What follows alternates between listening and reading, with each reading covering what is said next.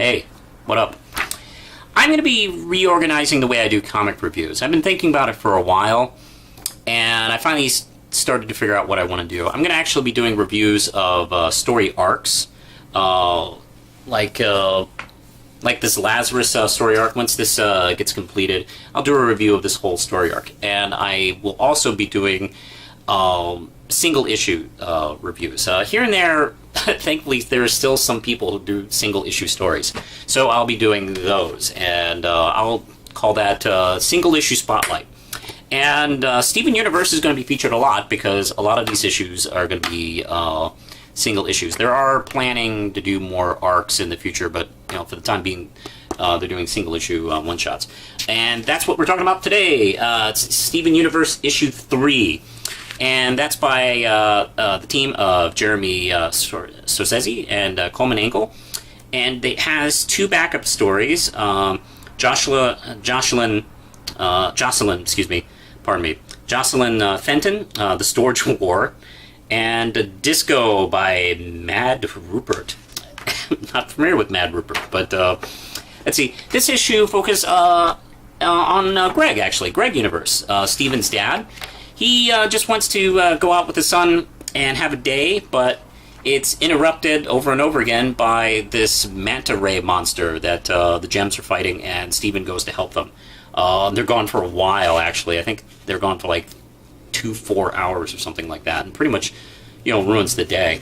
And then they go back out again.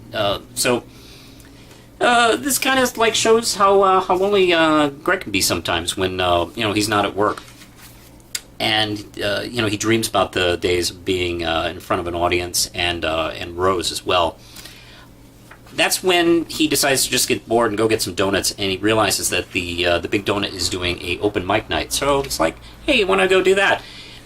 Something that's a problem is the manta ray monster is attracted and feeds off sound and music, and so it instantly is attracted to his performance, and of course, leads the Gems right there. And of course, Steven has to jump in and save the day by playing the wrong chord, which just disturbs the monster enough to defeat it.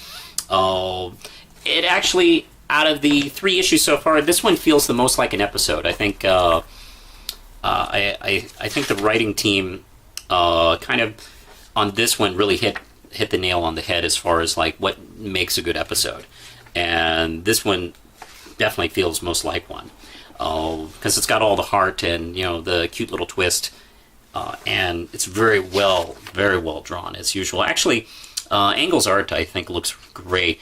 I mentioned before that his style isn't exactly the same style as the TV series, and that's actually okay. He doesn't have to replicate it.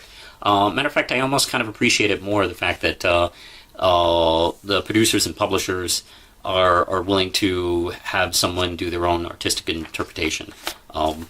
And the 2 backups, The Storage War, seems like Jocelyn Fenton is doing a backup story in each one of these, and all of hers are terrific. The Storage War is just a simple 4 pages of Steven and Connie just screwing around in the storage shed, kind of playing like they're attacking each other, with the various junk that's in his storage shed. Like he puts on a scary mask and she shoots him with a t-shirt cannon from the laser light cannon episode. And that's kind of it. Well, but frankly, it's enough. And the third one it's written and illustrated by Mad Rupert. And the Gems have some dangerous gems they got to take care of. Steven wants to mess with them, so to distract him, they give him a disco ball to mess around with for 3 pages. And the art, this backup's actually in color, and it's really nice, actually. It has a nice, distinct look to it, and the dialogue's pretty cute. This issue I like a lot. Actually, this might be my favorite issue of the 3 that they've released so far. I'm going to give this 5 Ram Chips. It's definitely a good look into the Steven Universe series.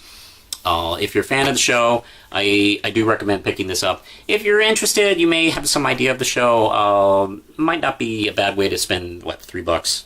Oh, this is $4. Might not be a bad way to spend $4 and kind of get a glimpse of the show and support some indie artists really who are working on a lot of the Kaboom stuff.